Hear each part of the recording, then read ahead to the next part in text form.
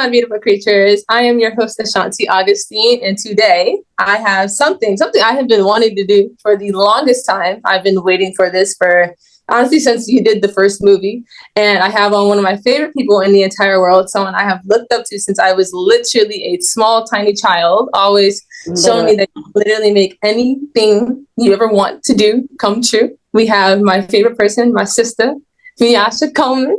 Oh, that was such a cute intro. Thank you. Okay, so Miasha is honestly at everything. She's an entrepreneur. She's a mom. She's a filmmaker. She's a creator. Everything. Miasha, can you give us a little bit of overview of who you are and what you do? Okay, well, you listed a few of those things. But I think overall, I'm just like a hustler, right? And so that kind of encompasses everything else about me. I am a mother. I am a wife of 20 years. Oh my God, I know, isn't that crazy? I feel old saying that, but at least I look good. So yeah, I do a little bit of everything. But my passion has always been writing since I was a really young girl, and I have turned that passion into books, then stage plays, and now movies. And so I'm just living my dream, basically, if I had to sum it all up. Yeah, I remember just when I was younger. I remember when you first, well, not when you first started making the books. Obviously, my childhood memory ain't all the way there, but I remember just like the process and stuff. I remember going to book signings with Ma and Ma going all out with her wardrobe and stuff like that. And as a kid, I don't think I fully registered how big your books were, or just how big you guys were doing, which is because obviously I'm seeing it, but like I'm not processing it. Right. And until like I got older, especially because I wasn't allowed to read the books. I have never read books. I was never allowed to even. The moment I went to even reach for Ma's books, smacks my hand. And she's like, you cannot read this. So I definitely, now that I'm older and my mama can't tell me not to anymore, I really, really want to read them, because just even seeing how the movies have progressed, I'm just excited to see. Because I'm a book nerd. I've always felt books better than the movies forever. And so I'm just excited to see how you were able to translate the book into the movie, because sometimes people can't do that correctly. Like there are so many books that I love that I don't like the movies of, and so like I'm very, very excited to see that. But so today, guys, we're going to be talking about Miyasha's films Secret Society Till Death. But before we get into the third movie, for those who have never heard of the movie or who are unsure what we're talking about, I want to give a bit of a brief overview as to what the first two movies were. And so, Miyasha, if you want to tell us a bit about what Secret Society is about and kind of what led to the third one. For sure. So Secret Society, it was my first novel. So it's like always my baby of all of my writings. And it's about two flashy girls, beautiful girls who get money from guys, right? But they have this jaw-dropping secret that once revealed, all hell breaks loose. It's a one-of-a-kind, first of its kind type of film. It talks about subject matters that tend to be taboo, especially in urban communities, especially in Black urban communities. And it really just kind of pulls the wool from over people's eyes about this subject matter. And it brings about awareness in a different way. And I feel like it actually produces a form of unity from one community to the next, because for so long, for so many years, a lot of people in the Black urban community would never engage in conversation or watch any kind of movie or television about anybody in the community, in the trans community. It just was two different worlds that never really collided. And if it did collide, it was always a secret. It was never something that collided openly, right? And so with producing Secret Society, the movie, I feel like I gave an audience that would never normally watch something like that, I gave them a look into their world in a way that they could empathize and in a way that they could have compassion for the trans community. Yeah, that's something that I really just want to appreciate, just as someone who is a part of the LGBTQ community. That is something, and we're just like, especially with my generation, we're all about making change and growth and stuff like that.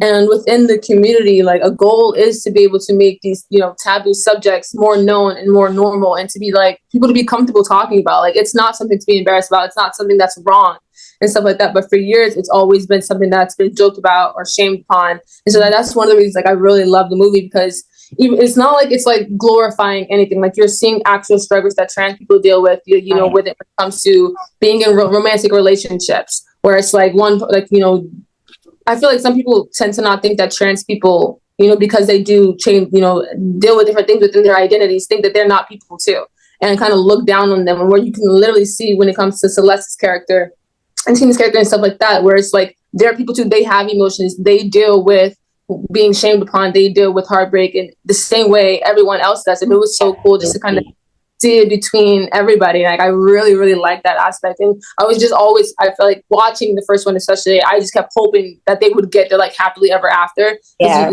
You would see them find someone that they like really liked, and then you would see it just completely explode. And it's like, no, like come on, like I want them to get that. Like, it's like a really great story, and I love that part. Now, we talked a bit about the writing process. What was it like, what made you want to turn it into a movie? Because some, authors don't want to go that route. They just want to stick with books. One made you want to turn Secret Society into not just one movie, but a trilogy of movies? And then what was it like, taking it from book form to script form and then onto the screen? Yeah. So I think I come into the whole writing industry a little bit different than most authors, because I've always wanted to be a filmmaker too. So when I was younger, I used to always say, I want to be an author and a filmmaker. Okay. I didn't know which one would come first. I used to think that I would do films first, and then I would write my autobiography, and that would be how I become an author. But then when I got the inspiration to write my first book and to be an author, and that took off, that was what, was meant for me. That was my path. But I still had that filmmaking itch, and so it just, to me, it felt the most sensible way to become a filmmaker in my mind was to turn my books into movies. And that was how I would accomplish being both an author and a filmmaker. So I used to, after the books were released and they did really well, I would send them to different people in the movie industry, hoping to get a deals of some sort. Someone to option my book and make it into a movie, or someone to say, here, I will fund the movie. I was always looking for that type of collaboration. So what I realized when it comes to the optioning process is like they give you money to option your work, and that means they have the right to turn it into a movie in a certain amount of time. And whatever they decide to do, however they visualize it, that's going to be on them, right? So if they make a movie that sucks, it's still going to say based on the novel by Miasha. So to me, that's still trickle down to me making a movie that sucked. So I'm actually glad that it didn't pan out that way. I'm glad that it took 15 years for me to get told no in different, arenas, for me to decide to do it on my own. Because making the movie on my own, I got to put it out in the way that I felt from the vision that I had ever since I wrote the book, in that way. That's why I think so many people can appreciate it, and it resonated with so many people because it came directly from the source, if that makes sense. Yeah, I also think that it was really smart to kind of wait and for it to, I feel, it was all in God's plan. I feel like it came out now at the right time, because obviously, like you said, your goal is to take this taboo subject and make it a normal thing and make everyone comfortable with it. At that time, especially when I was growing up, and, people weren't comfortable with it. It wasn't something that we talked about. At least now, it would have came out at the wrong time, and I don't think it would have been taken well. I feel like now, because of the progressive society now, I mean, there's still things wrong with our society, but, we are still trying to grow and normalize it. Now it's taken as like as a way to kind of boost trans people and just people a part of the community, like, oh my God, I can like seeing someone like them on a screen.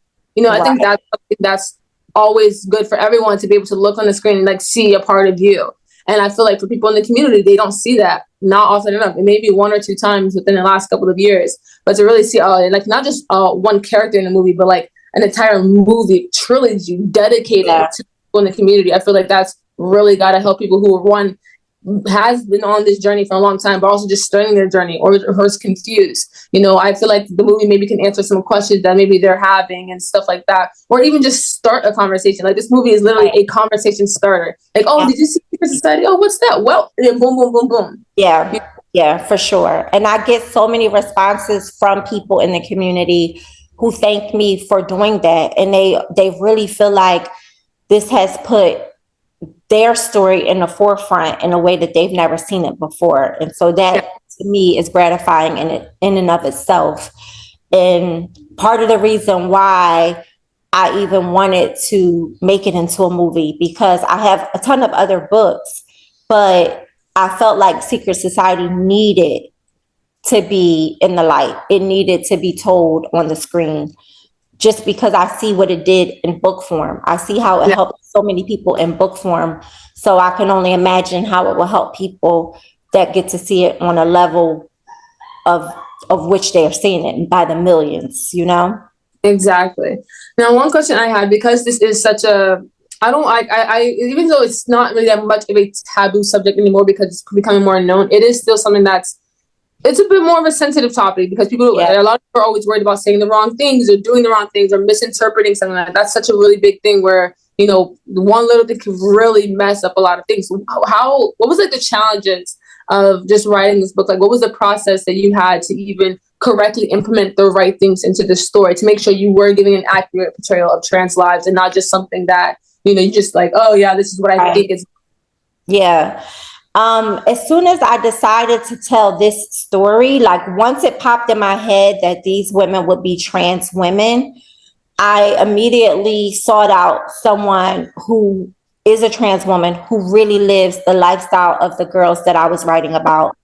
And I interviewed a girl named Kiva, and she gave me all the tea. She gave me and I was like blown away by some of the things that she had to go through just to live a basic life. And it made me feel compassion for her and other people in the community. So I knew that it could do that for other people.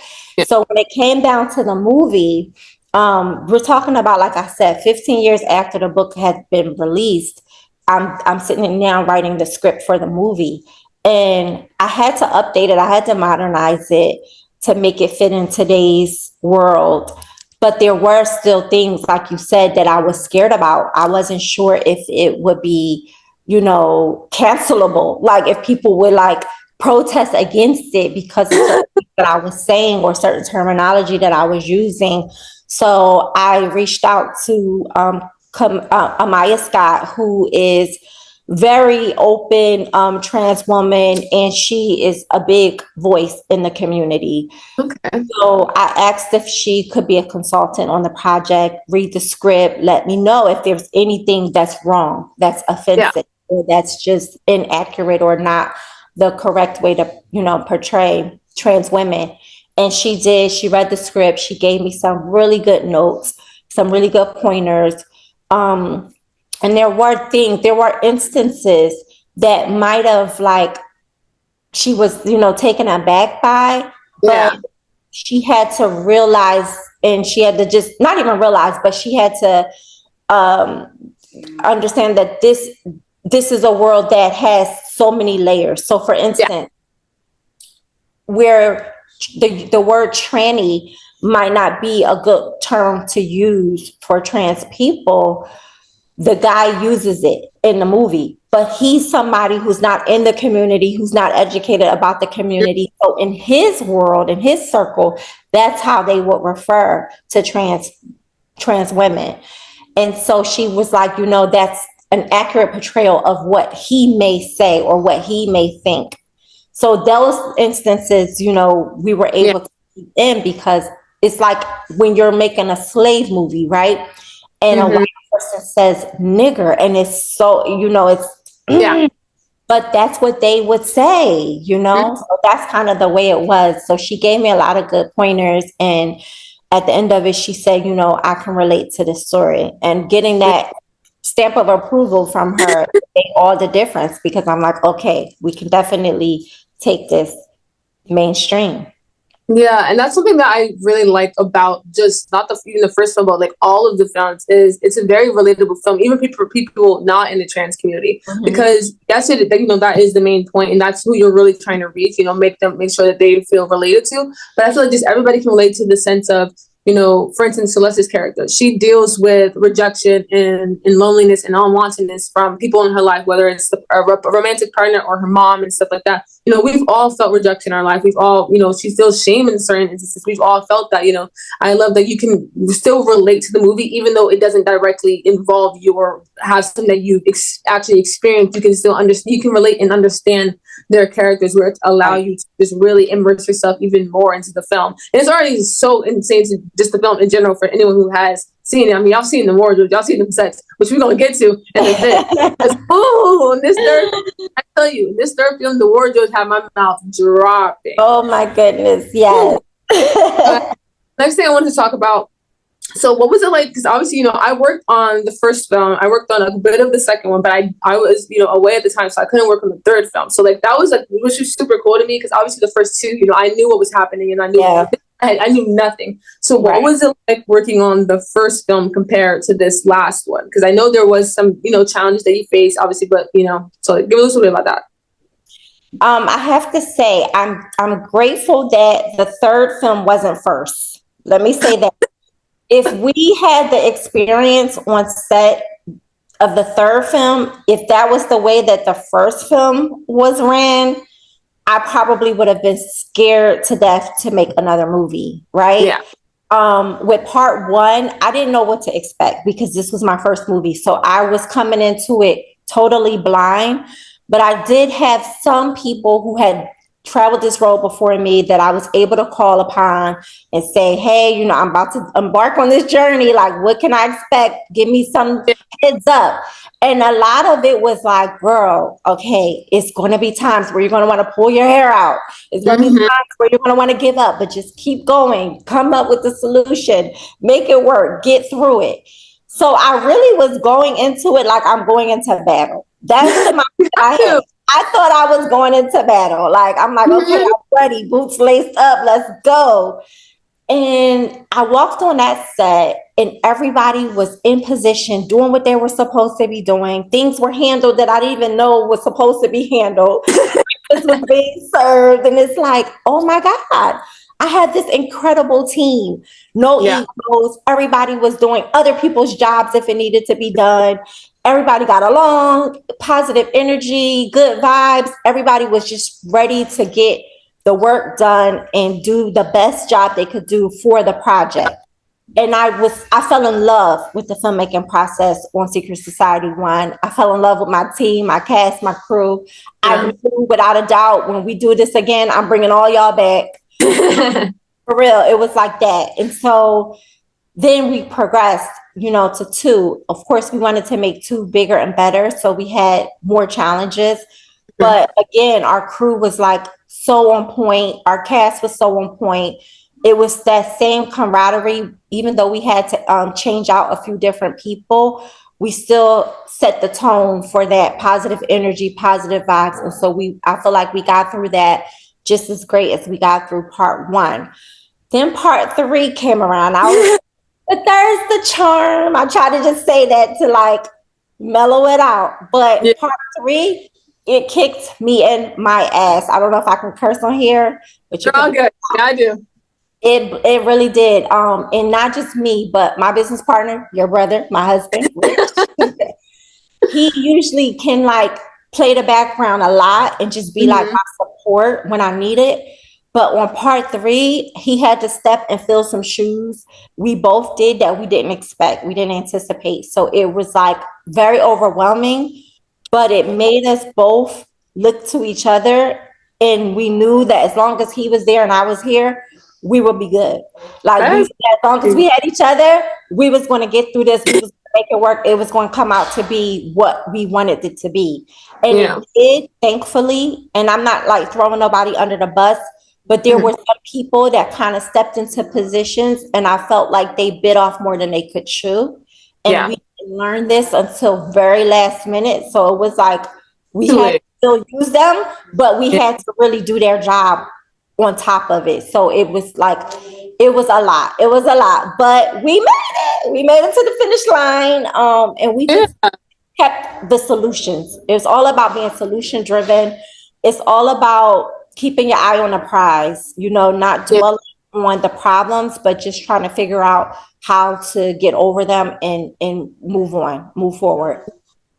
No, I really like that because I remember working, you know, I started, you know, getting into film when I was 15. I was more into writing than I was actually filmmaking because, to be honest, I don't know why, but I was always terrified of actually making anything because I would always thought it was bad, this and that.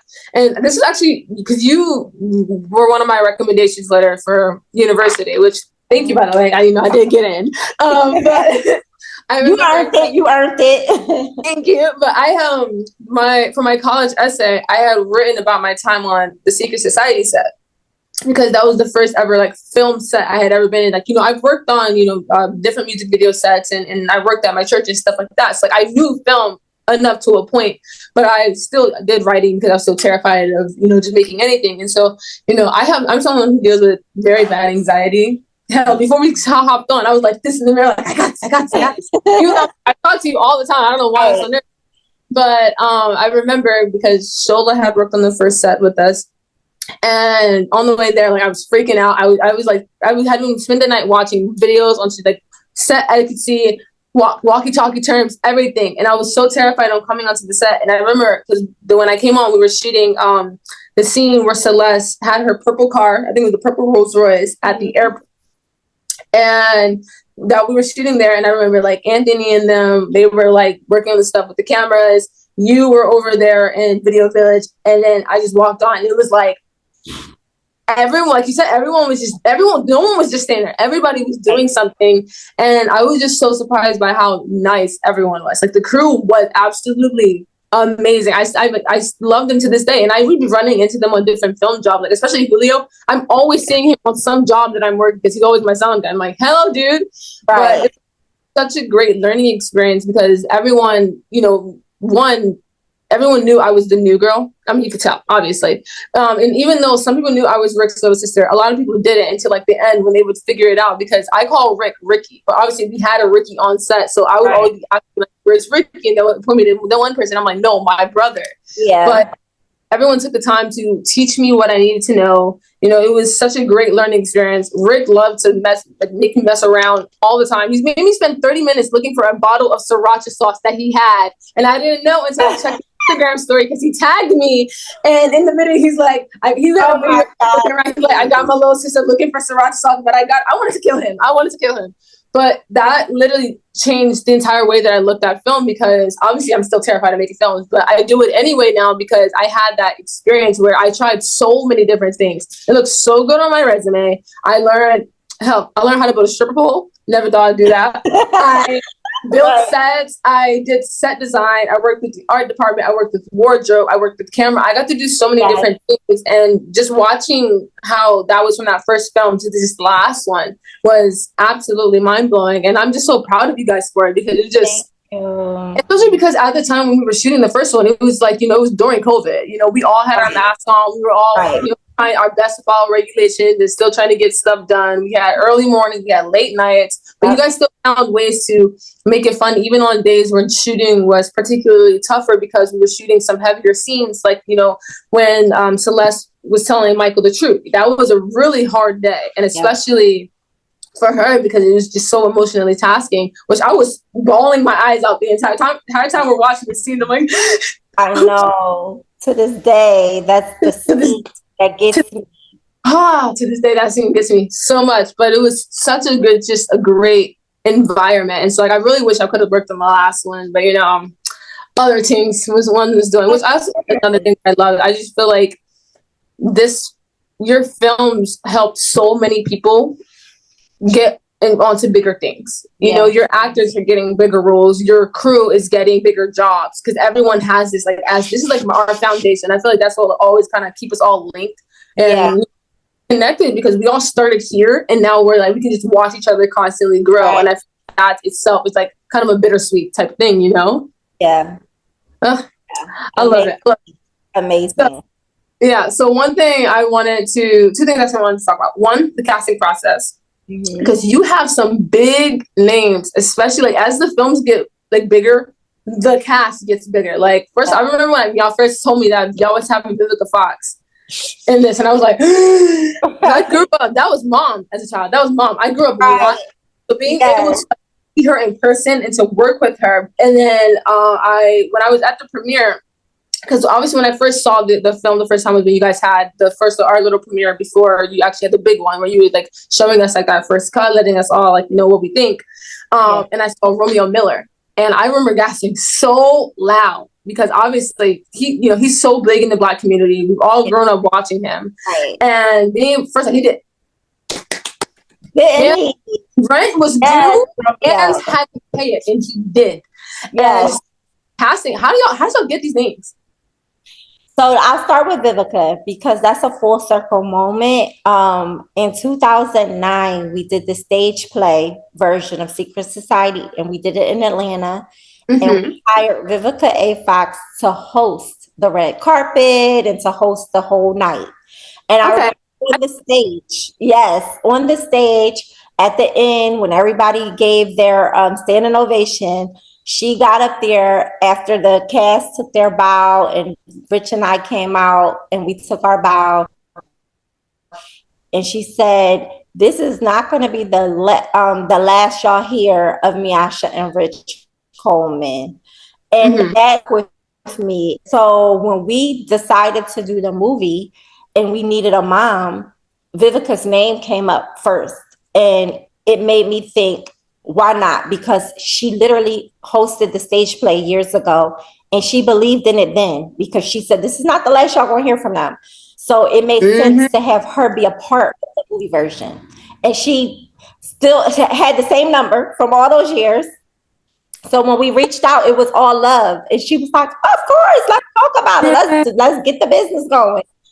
And she was like, and I always say this, it was such a joy to be able to work with her again on this type of level, for her to lend her craft, because we all know how legendary and iconic Vivica A. Fox is, and how tremendous of an actress that she is.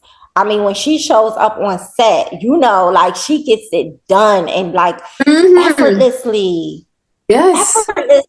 And then you say, okay, the director says, okay, give us another version. And she just goes in and gives another version with powerful stuff. But she does all of that and still laughs and jokes with the crew and takes pictures and is really gracious and, a team player and just like so down to earth. So it's just always a joy to work with Vivica. And I'm just grateful that she like came on board a project like this, because we're independent filmmakers, because we were doing it during COVID. Like she could have said no on so many levels, and she didn't. So thank you, Vivica. Always grateful to her. And then some of the other names. So I feel like after one came out and it did so well and it got so much great response, we started getting people reaching out to us. Like, a client wants to be in your movie if you're doing something next. Yes. Like that's how we got Black China in part 2, because her agent reached out and was like, if you have a role for Black China in your next movie, she would love to audition. Same thing with like Jeremy Meeks. So with Jeremy Meeks, it's funny because I feel like I manifested him. I had him on when I was thinking of different cast members for the movie. I had him as one. He wasn't particularly for Khalil, but I just had his name, right? And then we had already casted James, who's Khalil's brother in the movie. We had already casted him, light-skinned, green-eyed guy, right? And technically Khalil was supposed to be just his friend in the movie. Okay. We're looking for a friend, and it was so hard to find a friend. And Jamal Hill, who's the director, he had just worked with Jeremy in a previous movie. And he was like, Jeremy could be good to be the friend.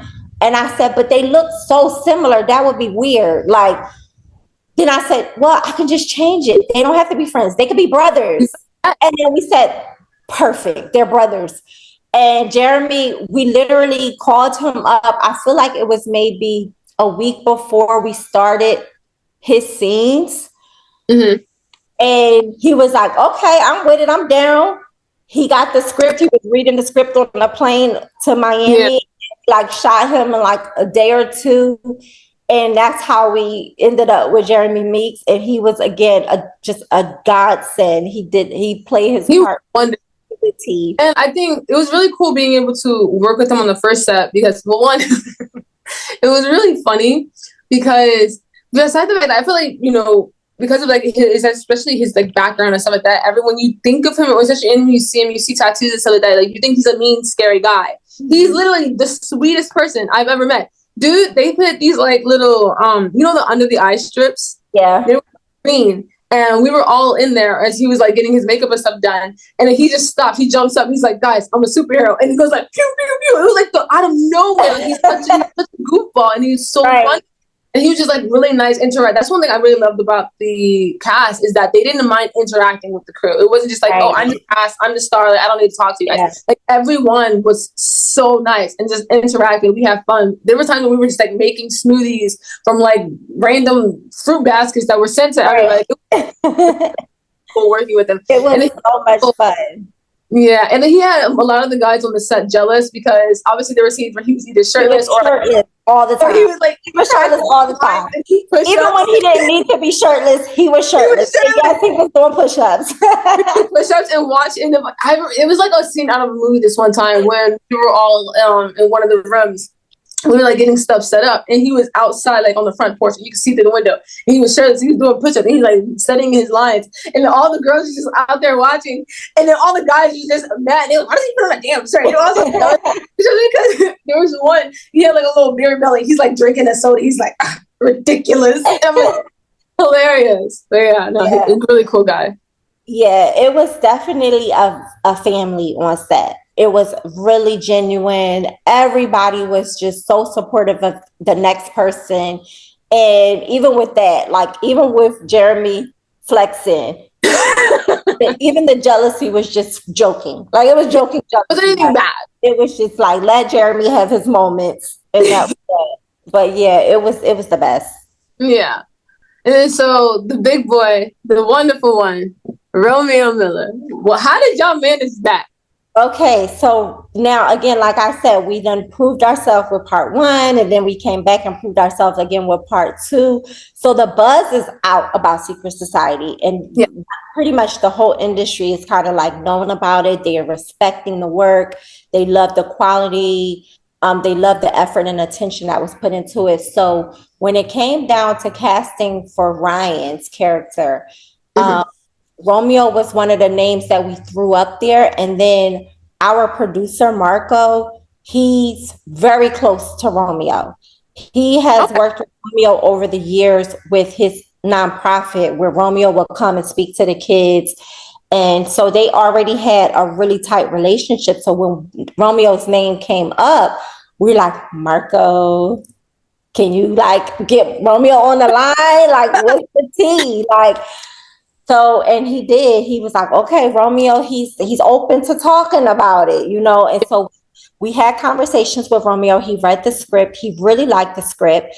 He had some things about the character that he wanted to like, you know, change around a little bit because his thing was he's an advocate for people who end up in the sex trade, right? So he didn't want to be the bad guy totally. He wanted to have that, which most humans are. They're complex beings where we have a lot of good in us, but maybe where our circumstances made it where we had to do some bad things, right? Yeah. Or make decisions. So he wanted to make sure that his character had that good in him. Yeah. And when he offered those suggestions, it didn't come across as being like, oh, I'm this star, like you were saying, and I want it this way. It came off as what's going to be great for the project.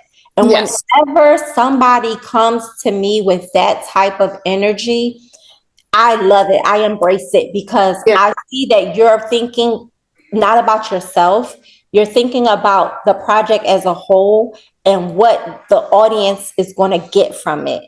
And so I was like, Romeo, let me see. Show me what you want to say. Show me what you want, how you want to change this.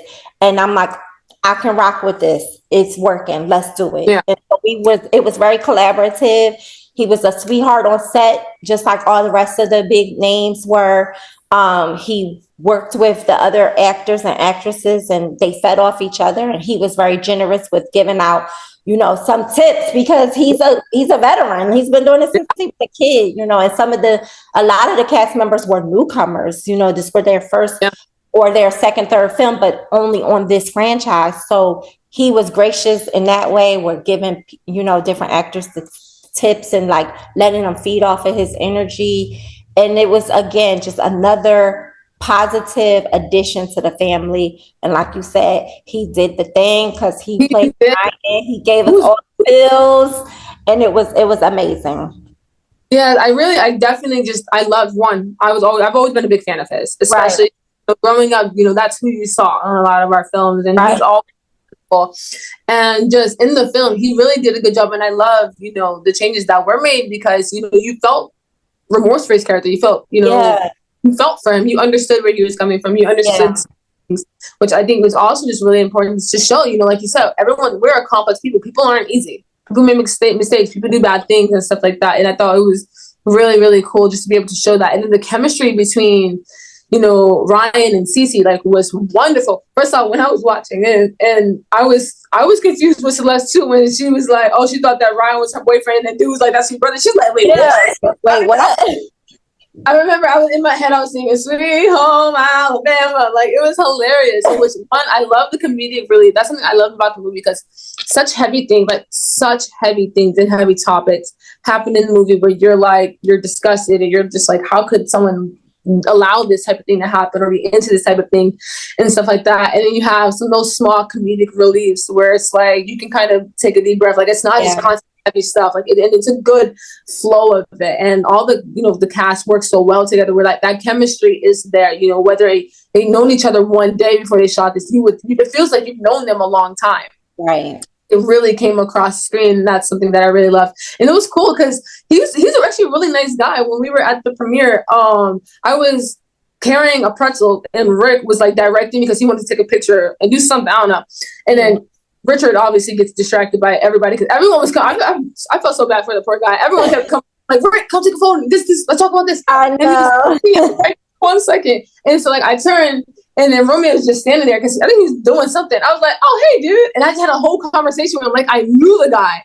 And wow. That's we were introducing. So I was like, oh, I'm T. I'm Rick's sister. He's like, oh my God, hi. I'm like, what's up, bro? But he was such a nice guy, just really easy to talk to. So that was one thing that I love. It wasn't just they can play the character. Because there's those celebrities where they'll play a character on screen. They're a douchebag behind the scene. No, everyone is genuine. You did a good job with that, making sure that everyone was a genuine person, which is something that. And honestly, that just comes from who you are as a person. Yeah.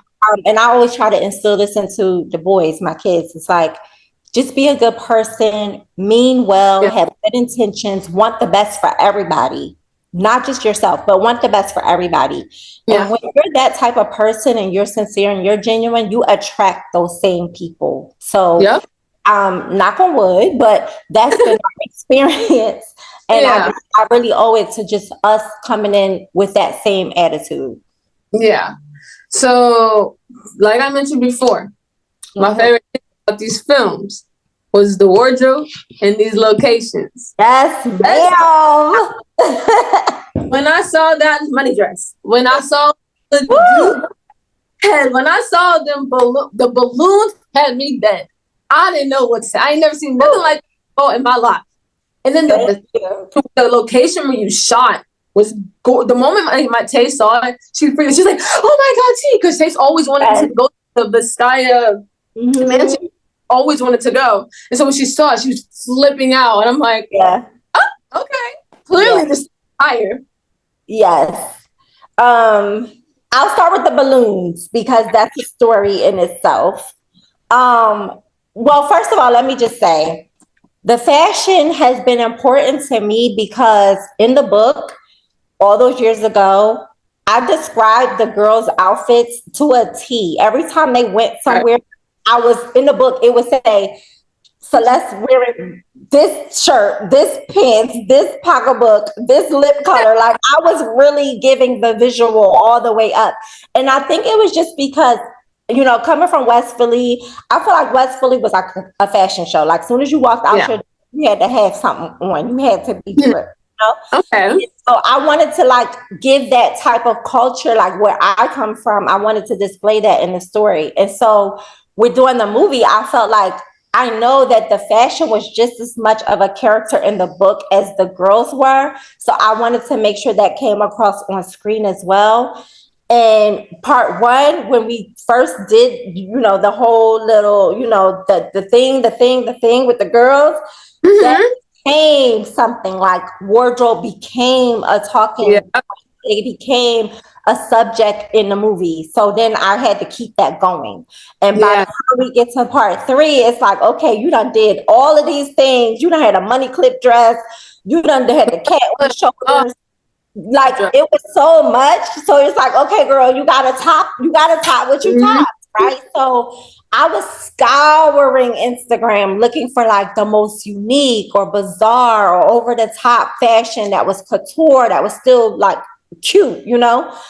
And when I came across the balloon fashion, I was like, oh my God, this has to be in a movie. As a matter of fact, it has to be in a fashion show scene because I felt like doing the runway scene in Paris Fashion Week, like I could have chosen couture. I could have chosen like really high-end streetwear, but I felt like that's what you see on every runway. Yeah. And I'm like, in Secret Society, they have to see something they've never seen on a runway before. We did. Balloons were the thing, right? So I reached out to the designer on Instagram. I DM'd him. I'm like, hey, I'm shooting my movie. I would love to feature your pieces in one of the scenes. Do you ship to the United States? So he responded and was like, these are real balloons, ma'am. They cannot ship nowhere. They will pop. Yeah. I have to be present there to make the balloons and transport them to your set. So now I'm like, what, do you want to be in a movie? I'm like, because we need the designer to run down the runway anyway to do the wave or bow or whatever, the claps, whatever the designer wants to do. So I might as well let you be that designer, play yourself, and then you're here and you can create these balloon fashions. And he was so with it because for one, he loved the movie. He loved part one. He loved part two. So he was like, oh, I'm down. Like this will be great. And then on top of that, he's a new emerging designer. So this was great exposure for him, you know, to not only showcase his stuff in a movie, but to have it at the Vizcaya, like you said, that's such a big monumental landmark in Miami. So even his behind the scenes content that he could create was like, that was another bonus. So he was like with it. We flew him out from London. He was in a hotel for like 2 days, making all the pieces leading up to the day of the shoot. We had to transport him with all the balloons in a big cargo van to set, and he had to just be very, very gentle with each piece. And they didn't put it on until it was right before it was action time because God only knows if it's on and step the wrong way and poof. So it was like, that was like the ultimate when it came to the wardrobe. And then I feel like with the money dress, that was at the top of my wish list when I was putting together the lookbook for Secret Society 3. And honestly, I didn't think about doing anything money until after part 2 got released. It was this review, like a YouTube group, and it was like maybe 6 different women. And they were all talking about the movie and they were talking about the fashion. And one of the women was like, Yeah, we should have known they were going to give us money in part two, because in part one, she had the money peplum suit. Mhm. And then in part two, they came with the money clip dress, and she sat down in it comfortably. Mhm. And they Yes. were going in, and I was loving it. I was like soaking it all up. But then when I heard her say, we should have known it was going to be something money, I was like, okay, they're going to expect something money in part three. But I'm like, what could possibly top the money clip dress? Like, I don't even know how I can come harder than that. So again, I'm scouring the internet. I'm looking for money related fashion. And I came across this most beautiful dress, this gown. And it was made out of all money. And it didn't look cheesy or it didn't look ratchet. It looked really couture, right? So I was like, oh my God, I gotta have this dress. This is the dress. And I reached out to the designer. I reached out to the archivist. I reached out to like everybody that had anything to do with that dress. And they were like, we cannot sell it. We cannot rent it. We cannot duplicate it. It was no, no, no across the board. So Yeah. I'm like devastated, but I'm like, but I'm still not giving up on Yeah. that situation. So we had our first wardrobe meeting, and I hired Shaq Palmer, who's a stylist based here in Miami, but he's from Philly too, Philly in the house. So Yeah.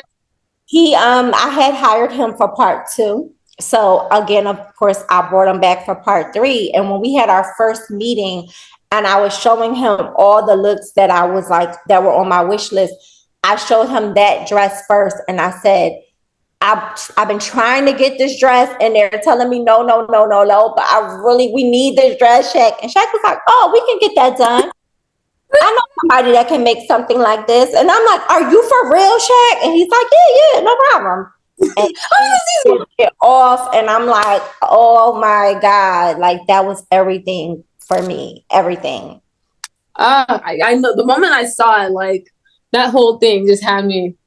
That was has to be one of probably my favorite piece just from all of the movies, and there were a lot of pieces, but I think also just because I wasn't expecting it, because in the other films we see them like the different money, we see the money clip, we see the money suit and stuff like that, but this one was we had a wait up, we had a build up to it. Exactly. And so subconsciously I'm like, oh, just thinking, okay, this probably not gonna be anything, and then boom, and then here you go.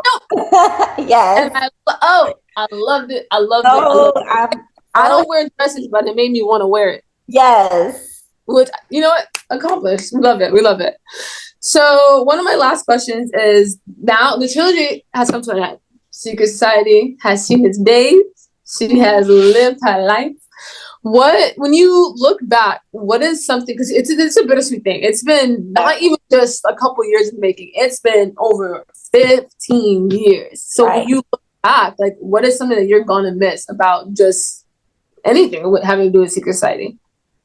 I'm definitely going to miss the whole cast and crew, because like I said, the bond that we all formed was just so unique.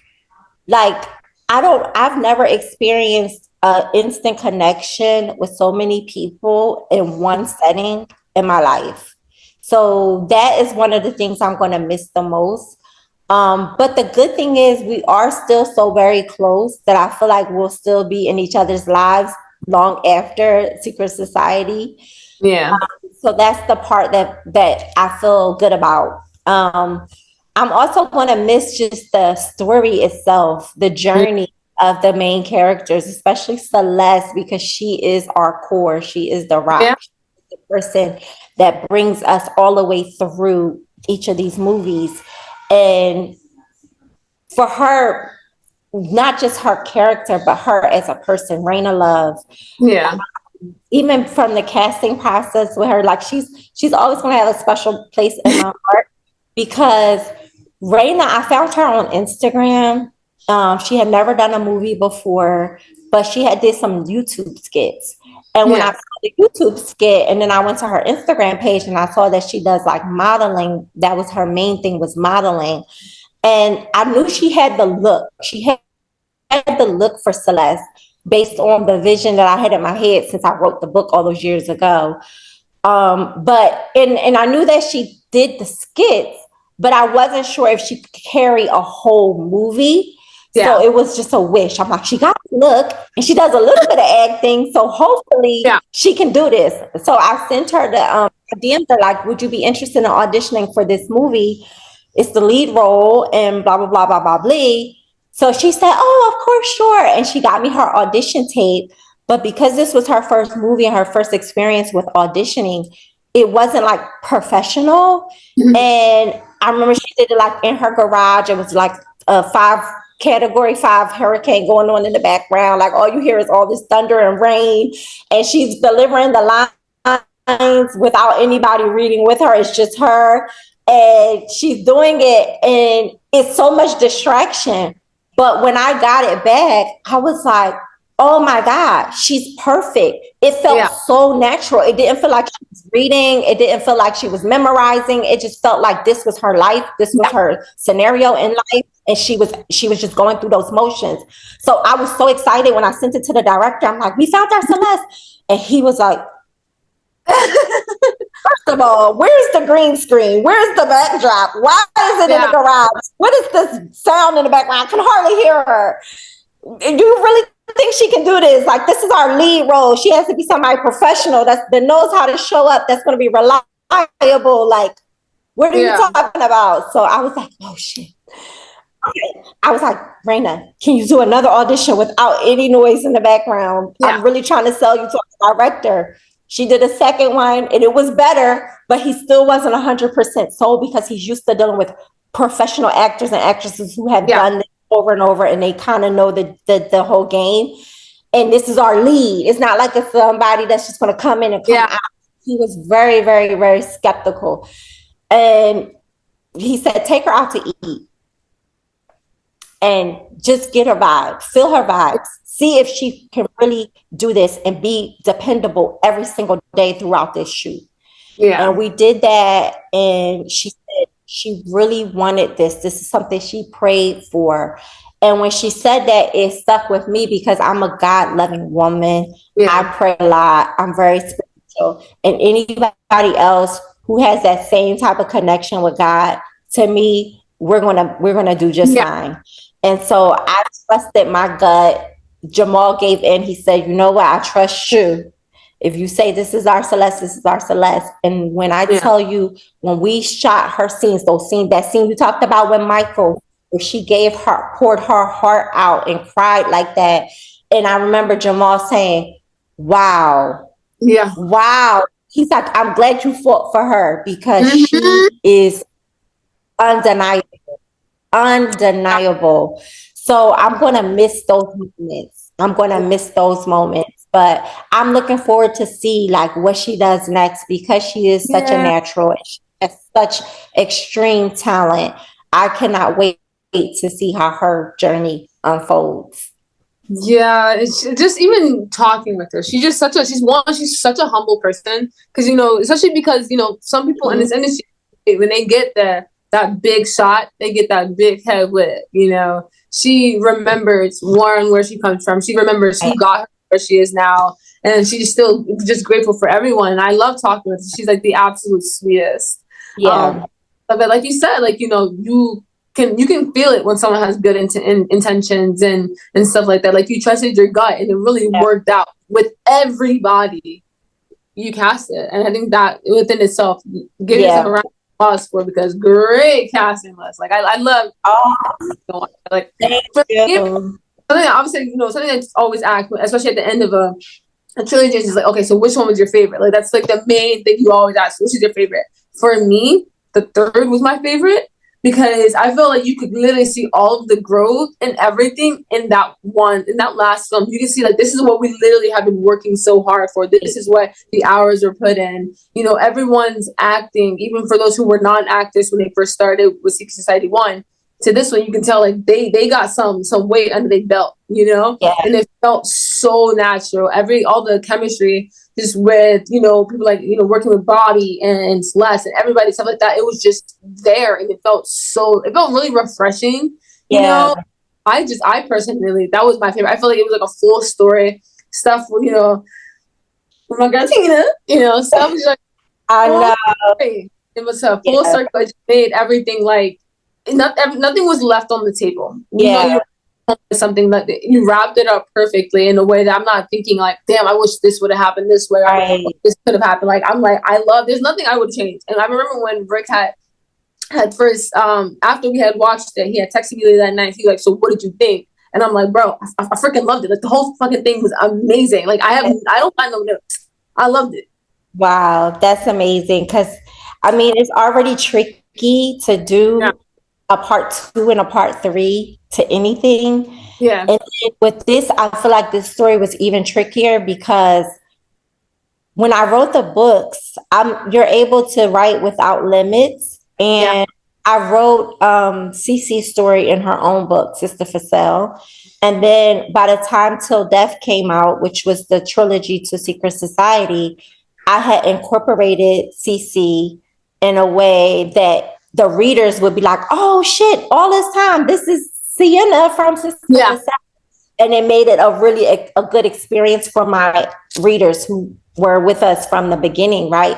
But then when it came to putting that in a movie, it's like, okay, now I'm trying to combine 2 books into 1 script. And how do I do that? How do I show Cece's story, but still make Celeste so relevant? Because this started out as Celeste's story, so we still need her to be the star, so to speak. So that balance of trying to get people to understand Cece's world and have it gel with Celeste's world, it was like so hard and so scary. So to hear the feedback that this was the perfect way to end this trilogy and to wrap everybody's lives up and give everybody the closure that they deserve, it's like the weight is lifted off because you just never know how people are going to receive your creative work. Yeah. And well, great A to freaking you. So one of the last things I wanted to ask you is actually just because as a creator myself, we all struggle with just, we have these big hopes and dreams, but we just struggle with the thought that we might even get there. What is something that you would like to tell other creators, whether not even just creators, just like hustlers, like you like to put it, because one, you're a mom, like you said, you're a mom, you're a wife, you're a business owner, you're an executive producer, you have your own production company, you're a filmmaker, you do so many things. One, how do you balance all that? And what is your advice to just people who want to reach those goals as well? I think the first thing you have to do is really believe in yourself. And I know this might sound cliche. Not even to me, it's not even like a verb. It's not even an action. It was almost something that just was there for me from very young. I always knew that I wanted more out of life than what I was living and what I had seen in my parents. I always knew that I wanted to escape that and have this big, audacious life. And I believed it. Somehow I believed that was going to be what happened. I just knew. I didn't know exactly how it was going to happen. I didn't exactly know when or under what circumstances, but I just knew that was the life I was going to have. And I feel like that it needs to be in you as a person when you're attempting something major. You have to believe so hard that is going to happen. I don't know when, I don't know how, I don't know whatever, but it's going to happen. You have to believe that wholeheartedly.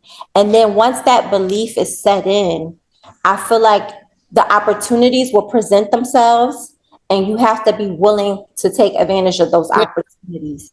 Don't be scared. A lot of the things that we don't do is out of fear. It's just simply fear of it not going right, it not going the way you planned, it not turning out the way you want it to, people not liking it the way you want them to. It's always fear. And if we can recognize that and know and say, okay, when we get those doubts, when we get that little voice saying, no, don't do it, don't put it out yet, it's not ready. When you get that, you have to recognize that's fear. And we don't succumb to fear. We are faith people. We believe. So we know that if it's put in us, if God gives us a gift, a talent, he didn't give it to us for us to waste it, for us to sit it on the shelf. He gave it to us for a reason, for us to share it with the world. It's our duty, it's our obligation. So do that. And then he will bless you and make sure the things that needs to be done get done. I wanted to make this movie 15 years ago and it didn't happen. But that didn't mean that God didn't want it to happen. God had a better plan for how it was to happen. And now I see that plan playing out. But if I would have just gave up on myself and said, well, it must not be meant for me to do a movie because it didn't happen yet, then we wouldn't even be having this conversation. So believe first and take advantage of the opportunity second. Don't succumb to the fear third, and make that shit happen. Don't sit back and expect people to hand you shit. Make that shit happen. Yeah. Yeah. That's it. There's actually one more I want to add, and it's something that you had said during when you did a panel for the Women in Film Festival. Yeah. About like maybe 2 years ago, and you had said, and this has what stuck with me. And when I tell you, it's one of the things that has, because like I said, I'm someone, I get overwhelmed, I get anxiety, and then I overthink. And that's why I chose to do screenwriting over film, because with the writing, it was a lot easier because I could just sit in my room, I don't got to talk to nobody, and I just write my stories, send it out. With film, a lot different. You know, one, you got to interact with people, especially me. Y'all saw how I was shot. I constantly had my book. And something that you had said, it was my first year of university, and you said, closed mouths don't get fed. And it's such a small phrase, it's such a simple thing, but it's literally what, your voice will pop into my head whenever I am doubting myself, or I'm like, oh, I don't want to go do this. Or it's like, literally, I don't know why I get so nervous, especially when I had first asked you if we could do the podcast. Literally, I had to build up the courage to ask, even though I knew you wanted to already. It's insane. I was literally like, you know what? No, I'm gonna just text her later about it. And all I heard was your tiny voice in the back of my head, like, close mouths don't get fed. I was like, ah, damn it. And that's when I text you. And it was simple, it was easy, it wasn't that big of a deal. But to me, it's someone who overthinks so insanely to the point where I literally will shut myself down. That right there, that little thing is what literally keeps me going in some really tough times. So thank you for that. Of course. But that's funny because that came out of necessity for me. It wasn't something that was just like, okay, it wasn't like a phrase that was there for me to just be motivated by. It was just growing up, and I come from very, very humble beginnings, and going through different challenges with having parents addicted to drugs and having moments in your life where things it's scarce, and I learned from watching my dad and, scrap and scrape, and I realized then closed mouths don't get fed. So it was really out of necessity to ask for things that you want, ask for things that you need, ask for help when you need it. That came out of necessity, but I'm really grateful that I had to experience those things and had that mindset, because that's what propelled me to this day. If I had never reached out to that author who spoke at my college graduation, who knows where I would be? I would have probably never wrote the book, Secret Society. Yeah. I would have gotten a job, a career in my field. I would have been working a 9-to-5, and I would have just been living that life. And there's nothing wrong with that, but that wasn't my true dream. That wasn't my passion. So I would have bypassed the passion if I never would have reached out to that woman and told her that she inspired me and I needed some help to get to that level that I was trying to get to. And then that just keeps never stops. It's a lot of, what if I never said something to this person? What if I never asked this person? What if I never reached out to that person? That's the whole thing. That's part of community, right? It's not saying you're begging. It's not saying that you don't have what you need, it's not saying you're needy or none of that. It's all about community. God puts people in your life for reasons. Use your resources. They're not there just because. It's like God is talking to you almost. Like, bitch, you got right here, bitch. So you better. Yeah. But oh, thank you so much, me, for coming on and talking. This is a lot of freaking fun. A lot of fun. Of course. For everyone who doesn't know where they can find and watch Secret Society, can you let them know where they could watch? Absolutely. Secret Society 3 is on Amazon Prime for the US and the UK, and MiashaProductions.com for anybody around the world. And part 1 and 2, if you haven't seen them yet, catch up with them first. They're both free on Tubi, or if you don't have Tubi, they're both on Amazon as well. Yay. Thank you again so much for coming on. I obviously, y'all know I don't remember any of my social medias, so I will pin my social medias and Miasha's social medias in my description below. Make sure you guys like and comment and just keep, catch up on my old episodes because they're alive. I love y'all. Thank you, Miasha, so much for coming on. And it's been fun. I will talk to you guys in January when I come back from my little break. Yes, New Year's. Happy New Year's, everybody. Happy New Year's. Bye. Bye-bye.